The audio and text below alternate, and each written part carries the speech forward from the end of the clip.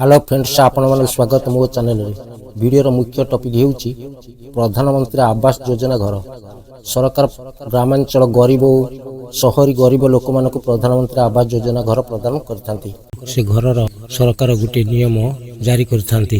से नियम होउची जे प्रधानमंत्री आवास योजना घर लंबा चौड़ा गुटे निर्धारित माप थाए। से माप जदि कमी जाए ताहाले ब्लॉक स्तर रे बिल हेबाटा कष्टकर होई पड़ी। तेनु करी सरकार जे घर प्रदान करथि तार परिमाण मूल्य जेतिकी रहिछि लक्षे 20,000 टंका जदि थाए ताहाले से लक्षे 20,000 टंका रे गोटे घर होई परिबार नाही। गोटे गरीब लोक मन रे कन्फ्यूज रही थाए। से घाबरा हो जाउथिबे। तेनु करी नियम होउछि सही प्रधानमंत्री आवास योजना घर कले मोट केते परिमाण रे मटेरियल लागुछि मोट केते टंका खर्च होउछि ए वीडियो रे सब किछि जानि परिबे। वीडियो को स्किप न करी शेष पर्यंत देखंतु सब जानि परिबे। आउ देर न करी वीडियो को आरंभ करिबा।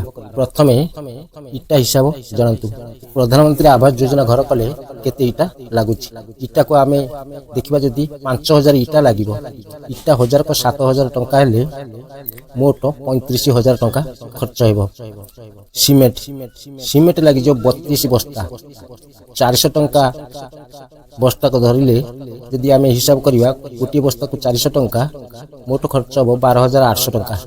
बाली 42 फुट लागिबो। फुटक 60 टंका हिसाब रे 2520 टंका हेबो। एग्रीगेट बा गोड़ी 80 टंका फुट हिसाब रे हेले हमर 70 फुट गोड़ी लागिबो 5,600 टंका हेबो। तापरे रड को आमे देखिबा 100 केजी रड लागिबो। केजी को 80 टंका हिसाब रे 8,000 टंका मोट हेबो। कबाट गोटी कबाट 3,000 टंका रखिबा। आपण कबाट जे लगुसंती मिनिमम 3,000 जदी आपण डिजाइन कबाट लगान ताला अधिक खर्च होई पारे। किंतु मु गोटी कबाट को 3,000 हिसाब रे रखिछि। इलेक्ट्रिक तार बाबत को आमे हिसाब करिया जदी 2,000 टंका खर्च हेबो। मजूरी लागि जिबा हमर 25,000 टंका। मोट जदी मटेरियल को आमे देखिबा मोट मटेरियल खर्च हो जाउछि 68,920 टंका।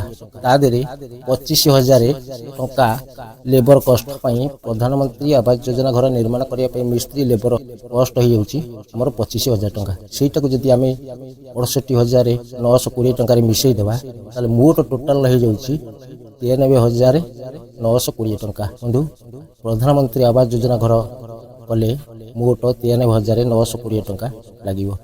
इस वीडियो जदि भल लगे वीडियो गोटे लाइक करेंगे। चैनल को प्रथम तरह चैनल को सब्सक्राइब करेंगे। रोज नमस्कार।